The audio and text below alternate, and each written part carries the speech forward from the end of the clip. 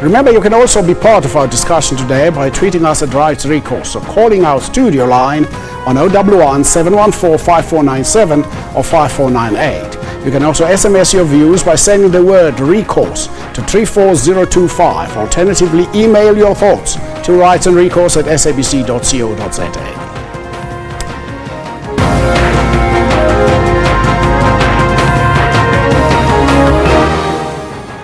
The tragic events of the past fortnight have again thrown the challenge confronting informal businesses into the public eye.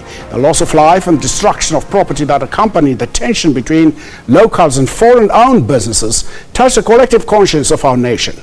But call it xenophobia, Afrophobia, or criminality, attacks on foreign-owned businesses in recent days have generated questions about the conduct and rights of foreign nationals in South Africa.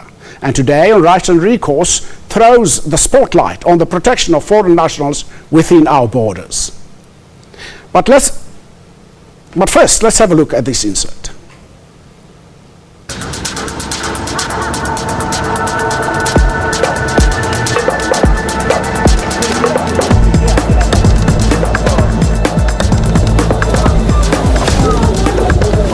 Good afternoon. We just arrived here in Snay Park, where it all started 2 weeks ago, when a 14-year-old boy was shot and killed trying to loot a Somali shop.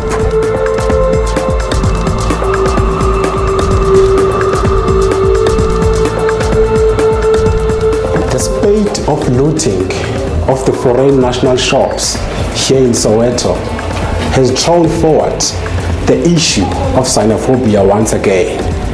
These acts by members of the community have raised a number of questions, such as, do foreigners have constitutional rights here in South Africa? And what are the negative international ramifications for brand South Africa? Oh gosh. Let us now listen to what the chairperson of the Human Rights Commission has to say about the rights of the foreign nationals here in the country. We really regret why this thing is continuing. As you know, we come from 2008 when it actually started, and one had hoped that it's gradually coming to an end. But when it resurfaced again last week, it's something that it's unacceptable, particularly the targeting of foreign nationals. And as you know, whoever is in this country is protected by the Constitution. Their rights as foreign nationals, they also have rights to their dignity, protection of their property. We spoke to a number of foreign nationals about their safety concerns, and this is what they had to say. Now I am in the shop, but I feel someone coming, maybe is roping me. Like that I saw, like that is, feel very afraid. People too much are calling is also police. Police is too much. Sometimes coming, sometimes they don't come in. I wouldn't advise them to come back. So maybe they can give it something like a year. If these people will come back, and then what will happen next?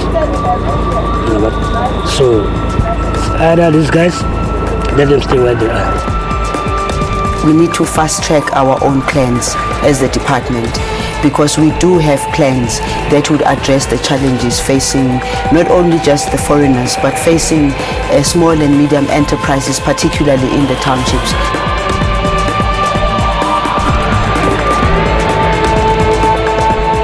The root of the problem in this country is not the foreign nationals, but rather 10% of the population controls 80% of the economy, leaving 90% fighting for a small cake.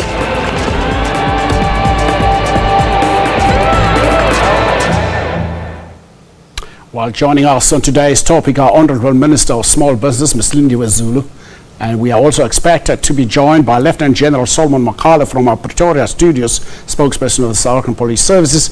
And here with us too is Mark Bofo, chairperson of the African Diaspora Forum. Ladies and gentlemen, good afternoon and welcome to Rights and Recourse. Good afternoon and thank you for the invitation. Minister, you've been quoted extensively this week on the comments you have made around this issue that was sparked off in Snake Park in Soweto. Could you explain, put into perspective probably the introduction we made, which was from an article that was published in the City Press this morning? Yes, well, I must start by, of course, regretting the activities and the distraction that happened, as the article really points out. But I think we've got a responsibility here to move on into the next step. The events are behind us, but the impact of those events are not behind us. And therefore, it's important for us to begin to look at what solutions can we put in place to make sure that we have short and long-term solutions to the problem. It is a problem. We can't ignore it. It's a problem, in my view, that needs all of us collectively, as I say in the article. It tickles into our collective conscience. It cannot be a problem only of government, neither can it be a problem only of foreigners who are in the country. It's a problem of all of us as South Africans, and I think that the sooner we come together and begin to find solutions, the better for the country and better for everybody. Mark, before you're happy, the minister says all is behind us now. But what I would want to know, if I'm told all is behind us now, are the foreign shop owners back at their shops? Are they running their business as usual? Well, we're working toward that. I was in a meeting with many stakeholders yesterday in Soweto. The community wants the foreigners back, but should be going through a process. Why? Because people feel threatened. They are not sure if when going back they won't be attacked. And that's why I'm very happy that today government is getting itself fully involved in the process. How is the government getting involved in the process? Because many people are complaining. They're saying, we see people from outside South Africa coming in, running shops. We don't know whether they have permits to run the shops, whether they have licenses to run the shops. And I think the licensing business, the licensing of business bill is still sits in Parliament, has not been promulgated yet. What are we doing? Well, I think the first thing we need to do is to really deal with the issue on the ground. Here, my brother here is saying that there was already a meeting that brought together all the stakeholders, and of course the stakeholders also involve government. There we are involved. Secondly, we think that all the different departments whose responsibility is to step up in terms of implementing their programs to addressing this issue are important. You have the police, you have Home Affairs, you have SARS, you have a whole number of departments that have to come together and look at what is it that we can do to get deeper into the problem. From a point of view of the small and medium enterprise, we formed already a task team, and the task team has already developed these terms of reference, and I'm happy to say that on Friday already, the first meeting of that task team set to look at what are the terms of reference and where exactly should we start. I also would like to say it's important, and I'm happy to hear from my brother saying that they themselves, as the foreign nationals who are in South Africa, are understanding the fact that there's no other way of dealing with this issue except coming together and beginning to address these issues deeper than what I think has been done. I think we are too much on the surface about the issue. We need to look first and foremost as to the foreign nationals who are here. The Human Rights Commissioner said it already, that they are protected by the constitution of the country. They are protected by the laws of the country. The issue that we need to get into is that an understanding on their side too, that they are protected, but they also have to make sure that they abide by the very laws that are protecting them. That's where we need to get into. But also as government, I think we need to take a step back and look at what happened in the past. There's lots of activities and interventions that have taken place, but clearly, since this thing is clear that it's consistent, it's going on, it means some of our interventions have not been working very well. That's what we need to get into. Mr. Professor, with your experience, how different is this spate of violence against foreign shop owners to what happened in 2008? Well, I think it wasn't very different from the previous one. And that's why we say that these activities are very well planned by people who know how to start it and how to spread it throughout the country. In 2008, if you recall, you'll see that the attack started in Alexandra, and after a week and a half, in the whole country, in the townships, people were killed, people were attacked everywhere. This time, in 2015, we saw the same scenario. So that's why we're saying that if government doesn't come out strongly enough to put some measures in place to control this situation, and each time, unfortunately, we have to deplore some loss of life before start talking about it, it is a concern. I just want to push this question further, this issue of how the modus operandi of how these things start. It does start, for instance, besides Snake Park. I remember last year or a year before last year in Cullinan, where a youngster also stole from a shop and this youngster was shot dead. But there's a rule of law in this country. Why can't a shop owner get the police to investigate the theft by the youngsters? Well, you see, we have a feeling that there is a breakdown of trust between the police and the community. And that breakdown is because when you are attacked as a migrant in your working place, in your business, you phone the police and they hear that this is a migrant speaking over the phone. The police take 2 hours. When they reach there, you are already dead. So that's where somehow people, unfortunately, try and protect themselves with whatever they found. But that's in the African Diaspora Forum. The message we're sending out is that no one, not a single person, is allowed to carry a weapon. I don't mind if you carry a legal weapon or illegal weapon.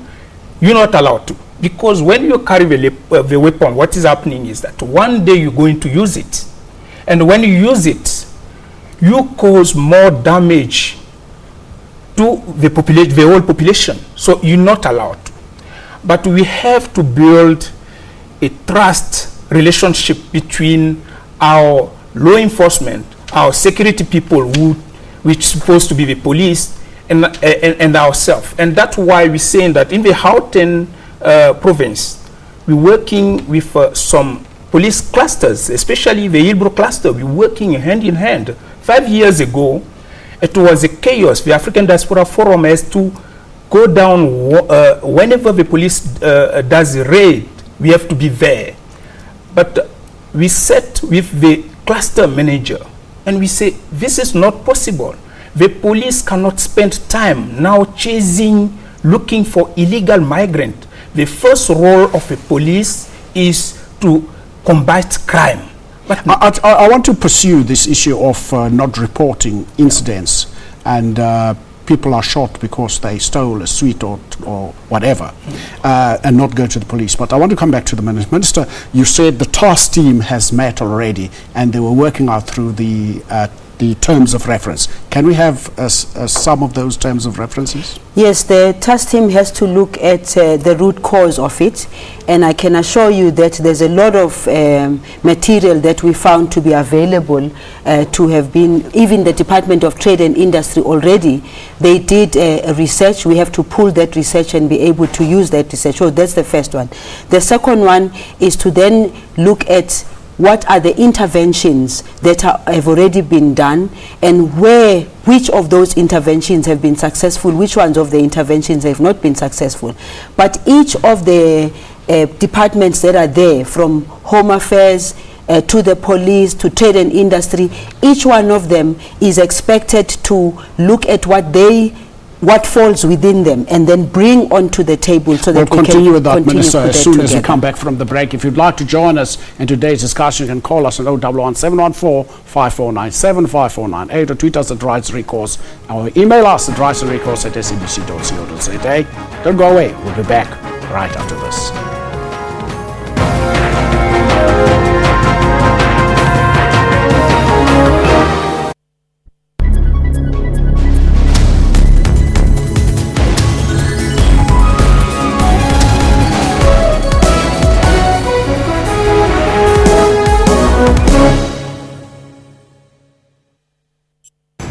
Didier Drogba, a footballer from Ivory Coast, was named as the third most influential celebrity in Africa. Where I saw him display, he's very nice player.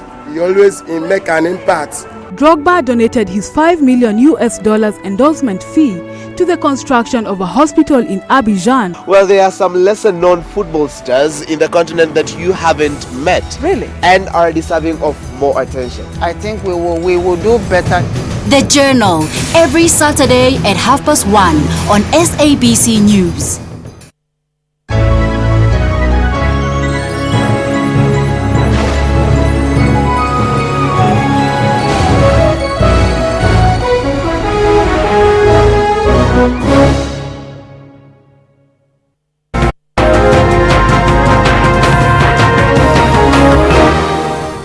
Welcome back to Rights and Recourse as we pursue this issue of foreign shop owners in South Africa. But we have a call on the line quickly today. And Bongani, good afternoon and welcome to Rights and Recourse. Afternoon, Mr. T. Yes. Afternoon to the Minister and African guy there. I'd like to just talk straight to the Minister. Minister, your portfolio, I'll just say straightforward, it is not an easy portfolio through the crisis that we have, more especially as the young people in the country. For the issue that happened around in Gauteng, more especially in Soweto, started in Smith Park and spread to other areas, I think it's a warning and a time bomb that is going to come for future through the frustration of the young people that are facing in our country. I don't know if it be difficult for you, Minister, to have a portfolio that you can implement on your office, that you can work like in the olden days, as like a general secretary came up with the idea of going back to the street committees. But to the challenges that we have and the gap of communication, where for me who are staying in Kakis or who is not working, it's going to be difficult to go engage and raise the business ideas that I have. Based with the other policies that are difficult for us as young people to go to the banks and try to get funds with ideas, with business again that we have. Bongani, before we got the gist of what you wanted to say, I think what Bongani is saying, not putting words in his mouth, but what he's saying is we're sitting on a time bomb. There's a high unemployment rate, especially amongst youth in South Africa, because if something like what happened in Snake Park happens, immediately there are people who are willing to take part in whatever is happening, and we need to deal with, there needs to be strategies to deal with those things. I think you mentioned some of those things earlier before we went to the break. Yes, absolutely. I agree with Bongani. We are very conscious of the fact that the majority of unemployed in South Africa, more than 50%, are the youth. That is why the government of the African National Congress has concluded that all government departments have to make sure that we look for the opportunities of job creation. I mean, we've identified job creation as one of the focus for this government. And my department in particular, we have identified developing plans and supporting young people, because we think that unless those young people have got something to do in their hands, then they easily fall into wrong hands, or they easily engage in things which they are not supposed to be engaged in. That is a priority for my department, and it's a priority for the government too. I want to go to Pretoria. Lieutenant General Magale, the question is, earlier here, I asked Mr. Michael Bafu here, who represents the African Diaspora Forum, why do shop owners, when youngsters steal sweets or whatever they've stole from their shop, not go to the police and report the issue to the police, because we have a rule of law in this country? Indeed, we do have a rule of law, you are correct. And we would want to work with anybody who is a victim of crime so that we can ensure that we investigate and we bring those that are involved to book. One of the things that I must mention, and one needs to be careful that we don't generalize. We have many instances where we are called, we respond, we arrest the perpetrators, but when the day to appear in court arrives, the victim isn't there. So we really need various organizations that are representing foreign nationals in this country to work with us so that they understand that it is important, if we are to break the back of this problem, that when they are victims, they must come and appear in court so that the matter can be dealt with. So if I know, Lieutenant General, that's not. Lieutenant General, I know what you mean. That's not what you mean. But the victim is not there. The victim is dead. He won't be there. No, I mean in terms of in terms of witnesses, I know. The foreign national being a victim of crime. Remember, somebody is going there to steal. Yes. I think we've got another call. A caller from Soweto. Good afternoon. Welcome to Rights and Recourse. Hello, Vusi.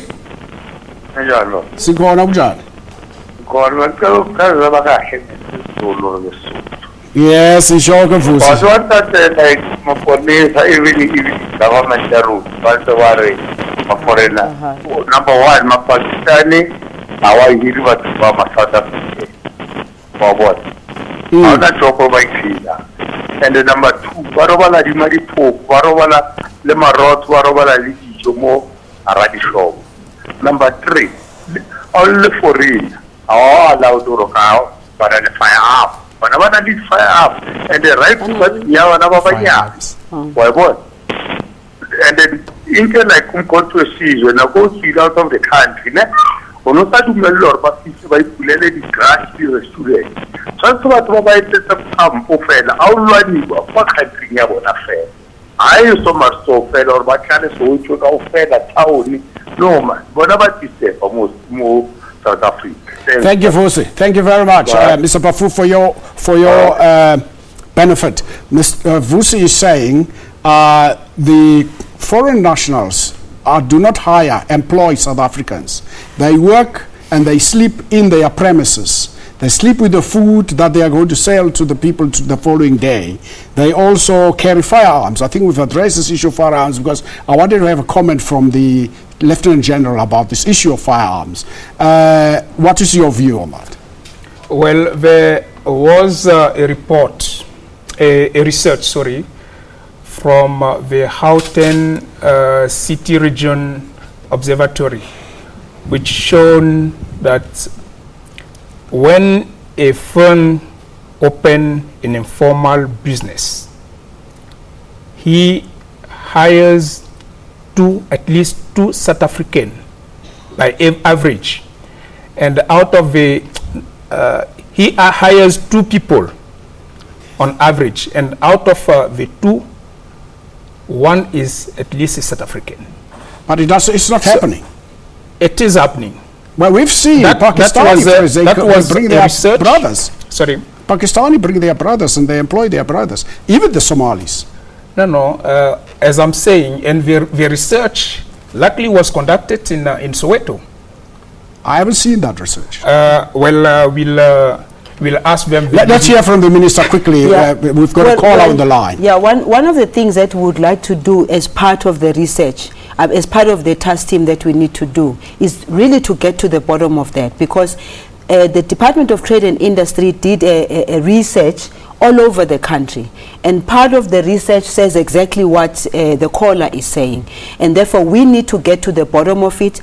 And my view, the experience that we have, my brother, as a matter of fact, if you go to many of these foreign owned shops, you would hardly find a South African operating or selling or doing anything. We need to be very factual about this. I appreciate the fact that you say there's a research, but we're talking about what's happening exactly on the ground. That's my reason why I was saying it's important also for the foreign-owned shops and the foreign owners to understand the environment under Minister, which let's take this caller. There's a caller from Namibia. Let's take this caller from Namibia. Okay. Hello, good afternoon, Dee. Good afternoon. Welcome to Rights and Recourse. Good afternoon, Zazizet. Fine, thanks. How are you? I'm fine. I'm not calling you from the next door here. Yes. I just also want to contribute a little bit because I feel that South Africa is like Namibia. When I used to visit South Africa so many times, I also have that fear.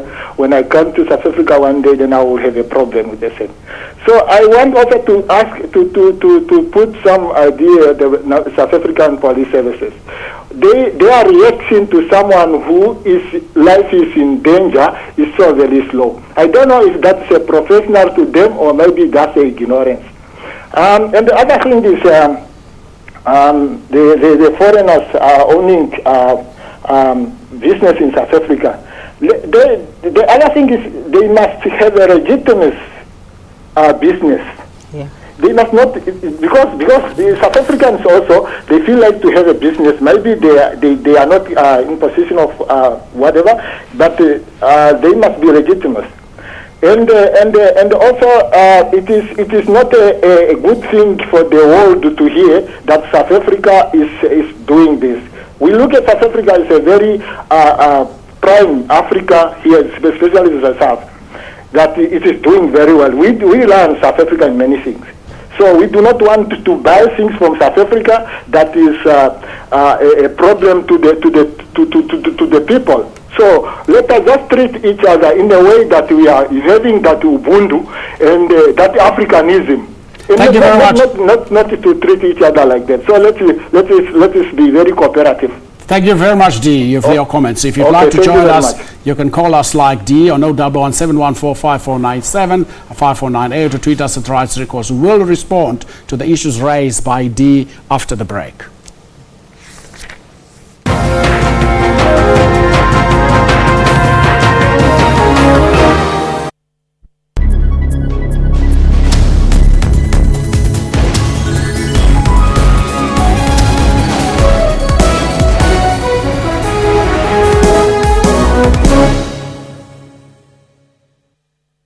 A gloomy Christmas for many South Africans whose jobs are on a knife's edge. But the concern this time around is that there's certainly a spike and all sectors of the economy face risk. Solidarity is involved in 45 different retrenchment exercises, and it cuts across all sectors. While most retrenchments are expected in the mining and manufacturing sectors, analysts say the public sector will not escape. So people are now sitting on their hands because the future is very uncertain. Primetime News, daily at 6 p.m. on SABC News.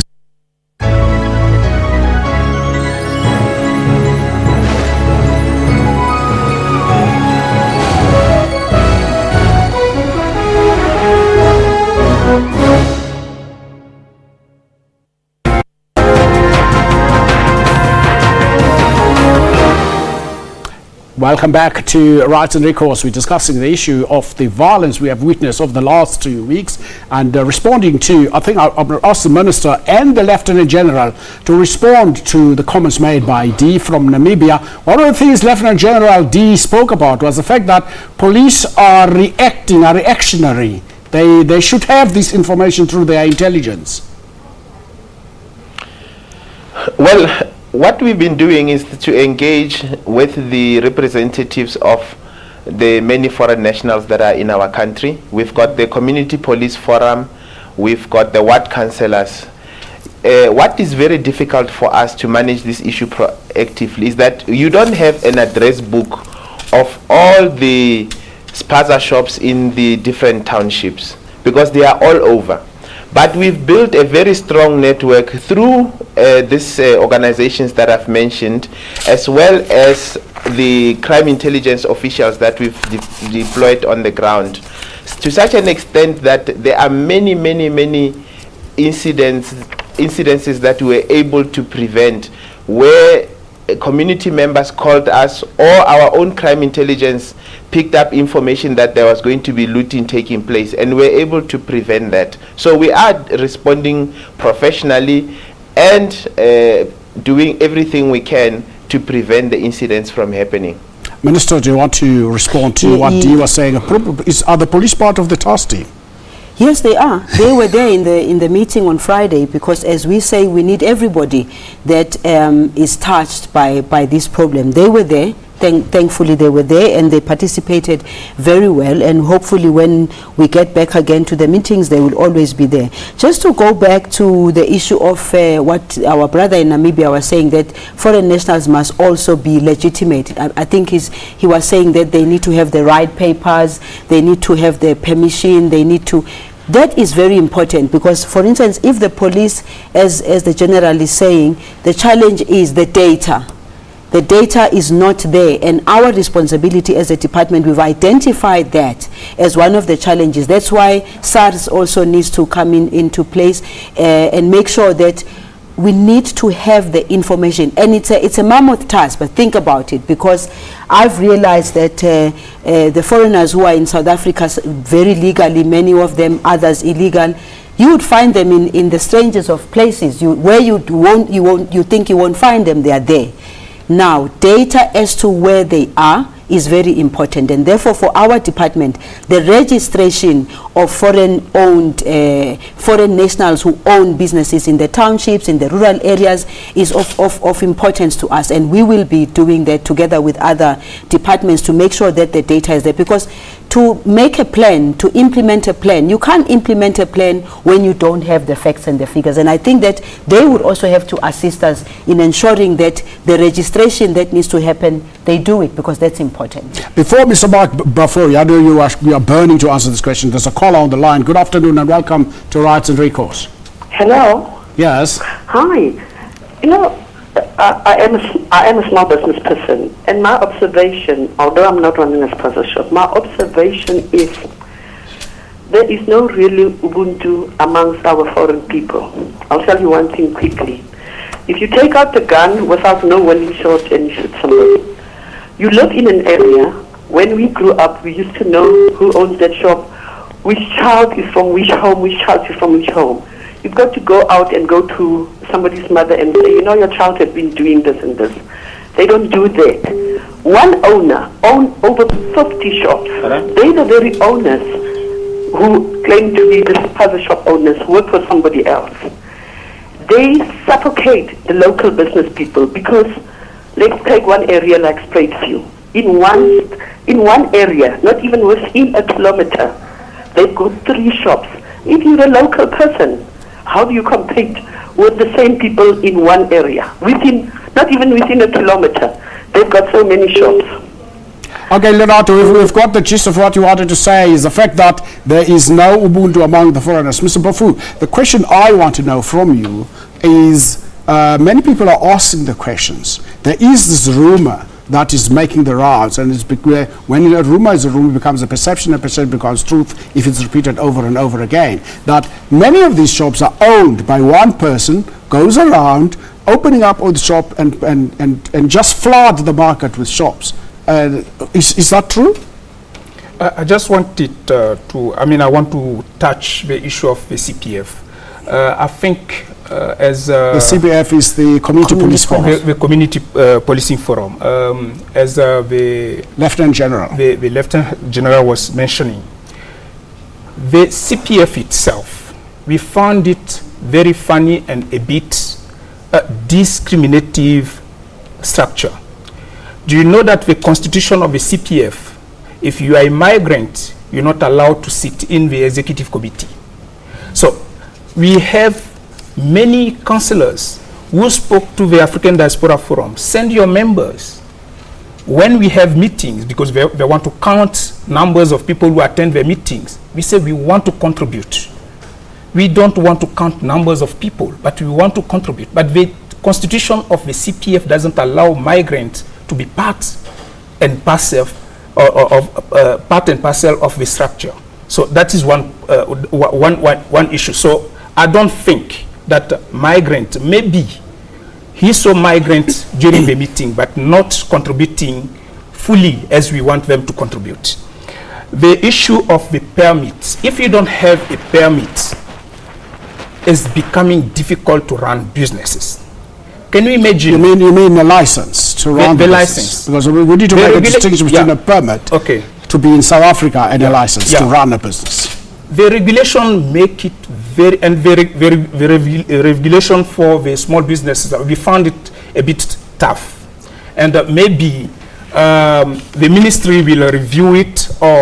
But we found it very tough. That currently is a bit complex. If I can go through the regulation for you to have a license to open a spaza shop, for somebody in a township who unfortunately maybe didn't go to school, maybe doesn't understand things, the paperwork that they're asking, I was sitting myself on the regulation, I wanted to understand it.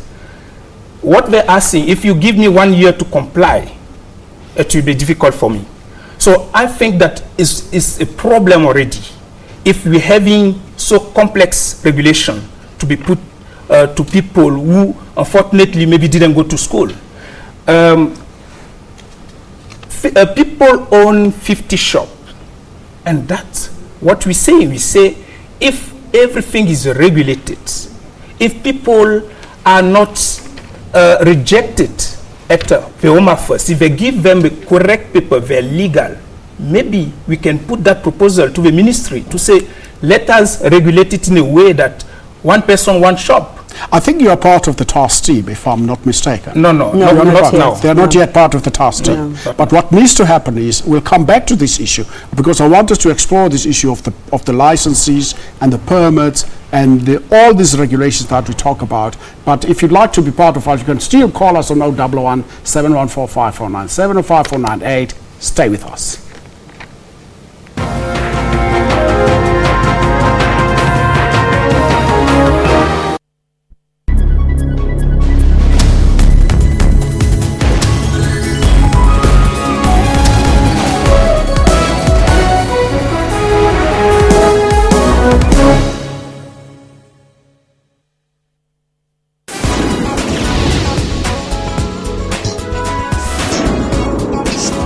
You can't have a gut feeling about other people's gut feeling. Ngaba has continued the tradition of passing stories onto the next generation using a platform that offers stories to a far more greater audience.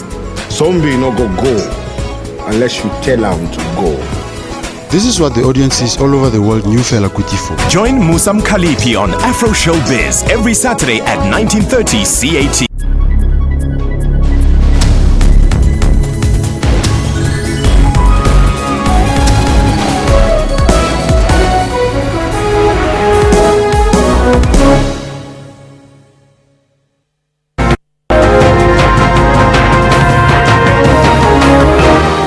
Welcome back. Let's have a look at and see what the Twitter community is saying about this very issue. So what was smooth about the transition is that the oppressed accepted without questioning the absurdity of this transition. Can't understand that. Probably the minister will have to explain that. Change people laws. Cannot change people laws, and rules can be changed. That doesn't change people. That's what's said. Matumane says it's nothing but criminality. I think it refers to what we call xenophobia. Kenneth Mungeka says, I think first is to understand the xenophobic attack at most are influenced by our economic conditions than just hate. I think we're going to settle on that one. But first of all, let's take this call from Michael in Mpumalanga. Mike, good afternoon and welcome to Rights and Recourse. Good afternoon. Thank you. Yes, Mike, what's your point?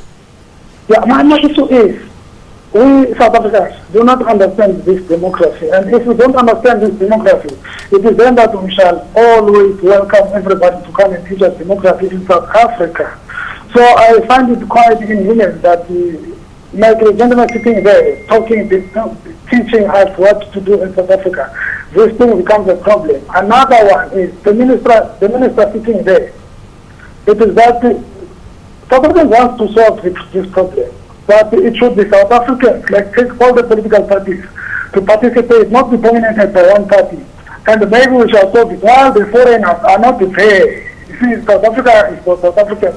Though we welcome people from foreign countries as Africans. That is okay. And another point which I want to make here is that maybe, as our brothers were in Israel and the like, if I heard you mentioning the fact, we want to recompense for what we gained maybe before we changed South Africa.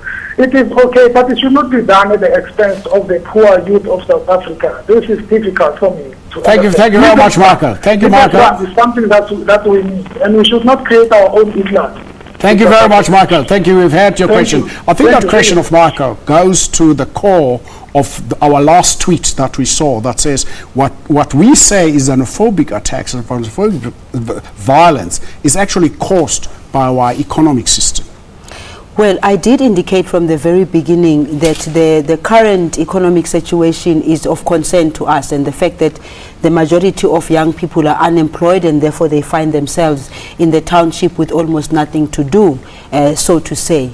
But it still doesn't remove the fact that when you are unemployed, in fact, I think it's an insult to some people who are unemployed, who don't go out there and start violence and start looting and doing all that. But we see that as a concern. We agree, we fully agree, we need to deal with it. But I did also say government of the African National Congress have also recognized it, and then each and every department that is there has been given the responsibility to look at what is it that we can do best to make sure that we improve the economy of the country so that people can be employed. Now, coming straight to this issue particularly of small and medium enterprises, it's important for us as a department to create the conducive environment. One, we are looking at improving the infrastructure in the townships.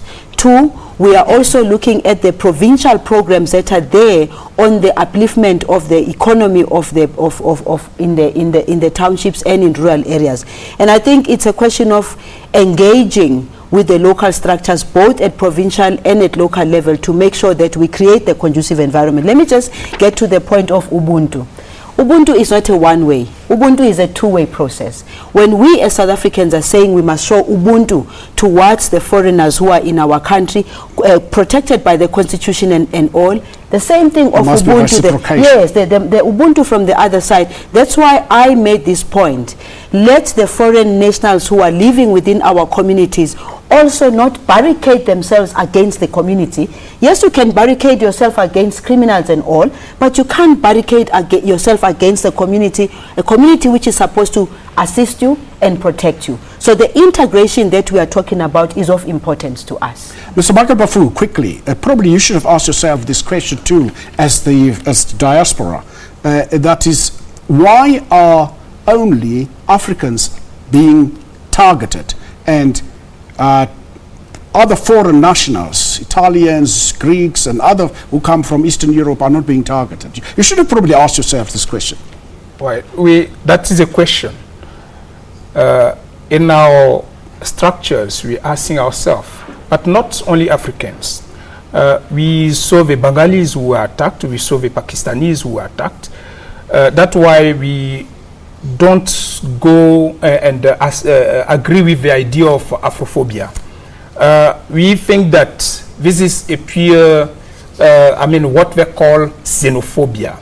And we mustn't play around words because it's make it very difficult for us to solve the issue, because since 2008 we faced this and we didn't tackle it the way it should be for us to solve this issue. Today we found ourselves with the same, it's like an egg on our face.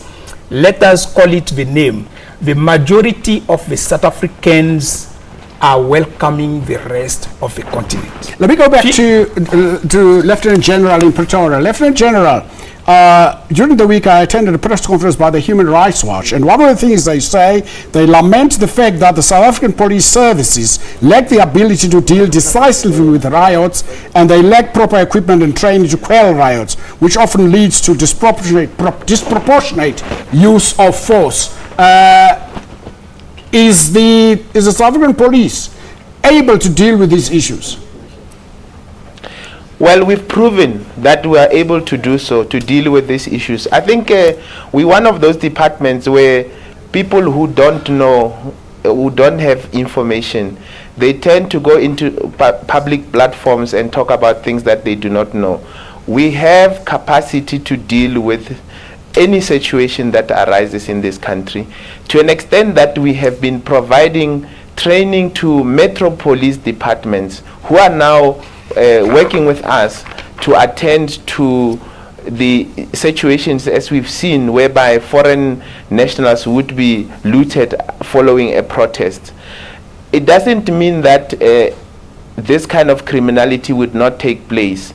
It will still take place, but one must then judge us on our ability to respond, to quell the situation.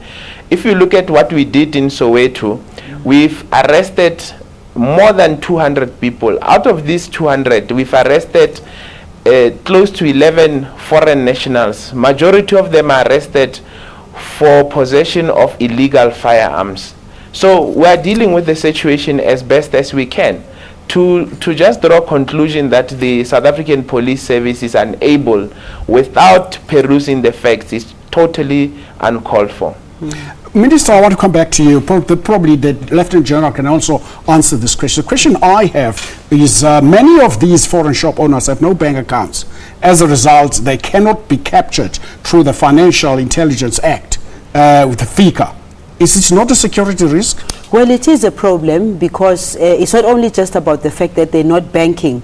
The fact that they don't bank and there's no knowledge of the fact that they're not banking, probably they're sitting with the money in their homes and so forth, is also a problem that needs to be resolved. And I think they have to resolve that issue. And of course, the police will do what they can.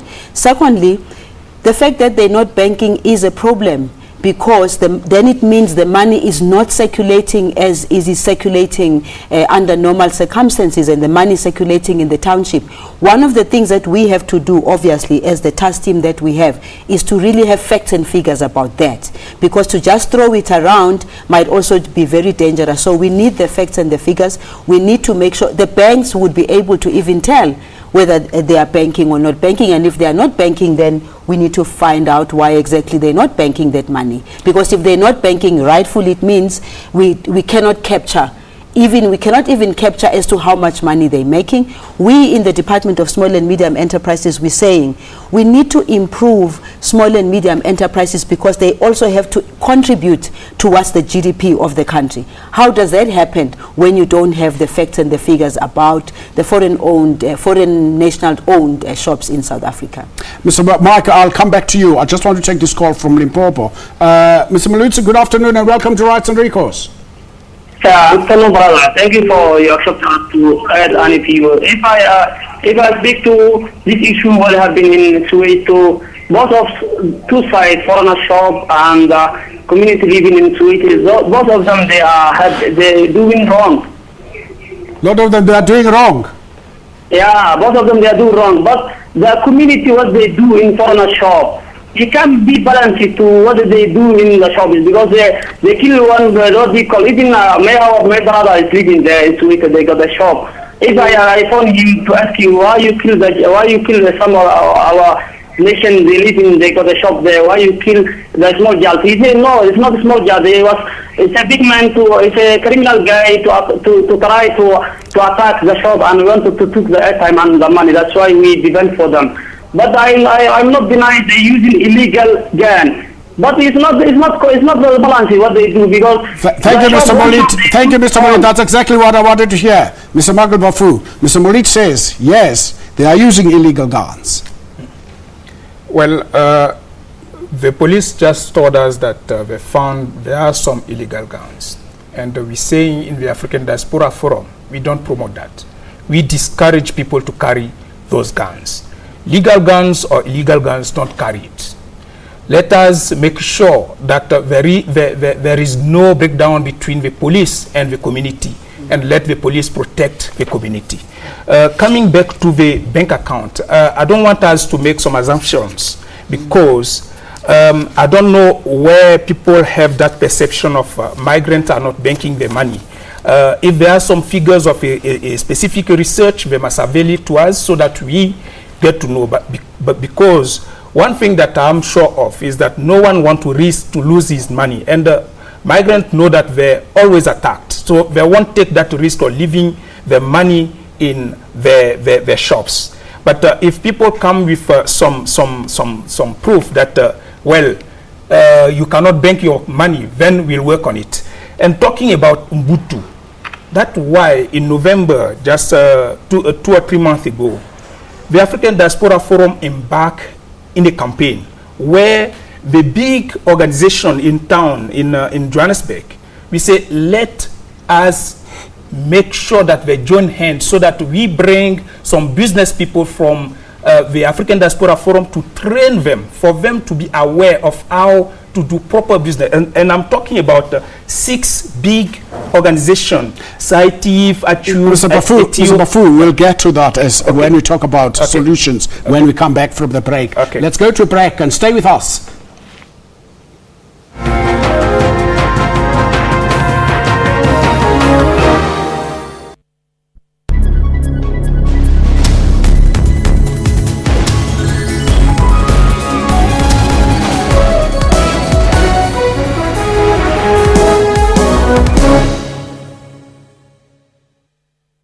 Of Africa, though similar in some ways, are colorful and diverse. We explore the rich culture, dance and dress of the Tanzanian people of the Mtwara region.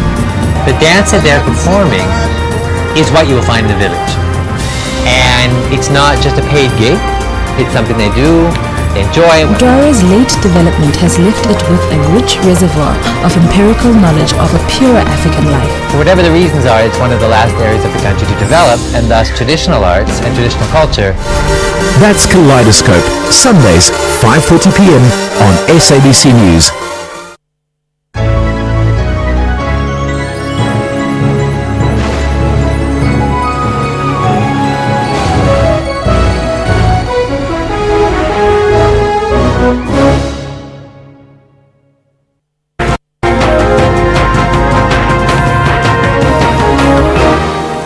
Welcome back, and let's take this call quickly. Our last call from Mafana from KZN. Mafana, good afternoon, and welcome to Rights and Recourse. Good afternoon, sir, and to your guest. My take on this matter is that let the foreigners who are doing businesses in our locations and in our rural areas, let them go back and show that they can do business in their countries. It's enough that we do not have work and we do not have employment in South Africa because it has been taken by these people. Let them go and do business in their areas, not in South Africa. Thank you. Thank you very much, Mafana. I want to come back to this issue, last point, before we close. Mafana says, foreigners will go back and do business in their countries. We all know that most of the people who are here are coming from destabilized societies in Pakistan, in Somalia, in Bangladesh. How do we sort out this thing? Well, as you just said it, most of the time our brothers and sisters also don't understand why a foreigner can come to your country.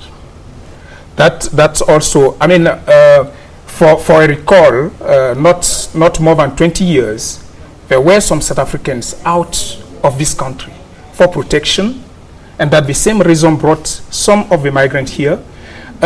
Some went out of South Africa, and as I'm talking, South Africans are all out. Many South Africans are out of, this country. I think the minister can respond to that properly, because the minister was part of that group, and I think South Africans, if I understand correctly, were in camps. They were not going around roving and opening up businesses all over. Minister.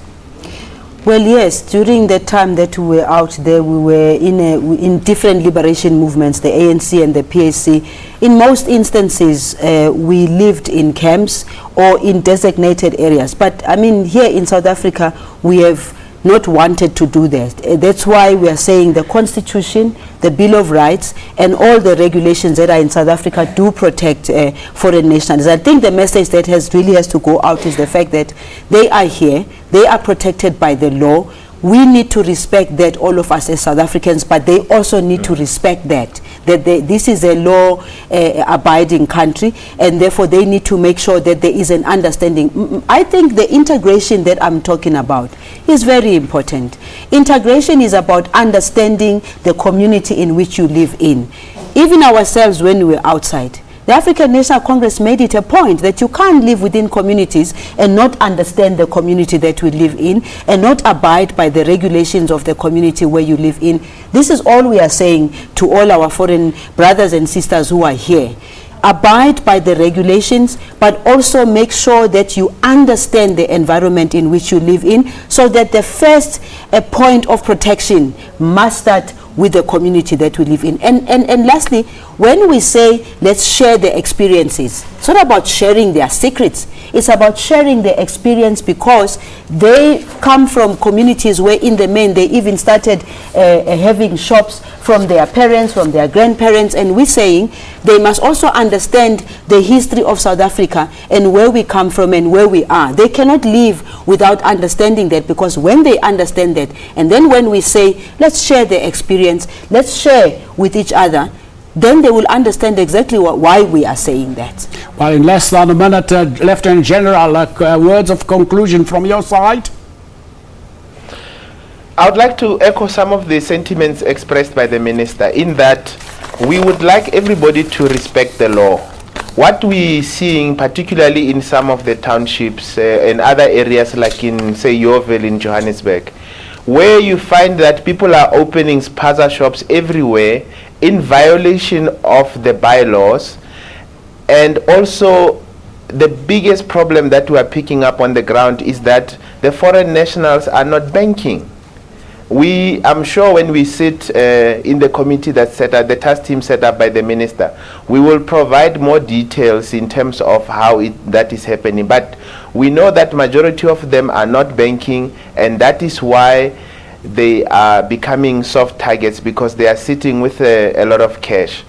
We also have a serious problem with the proliferation of illegal firearms amongst foreign nationals, and we will be engaging the various representatives of the foreign nationals so that we can get to the bottom of this issue and deal with it, because not only is it posing a danger to themselves, it is also posing danger to the customers that come to their shops. Well, we've come to the end of our program. It's been a riveting program, and the hour is not enough to discuss all the things we want to discuss around this issue. We will, from time to time, call the Minister back here to come and tell us what has transpired in the task team. This has been Rights and Recourse. This program is repeated at 10 tonight and at 5 on Monday morning. From all of us in the studio, thank you to our guests and good afternoon.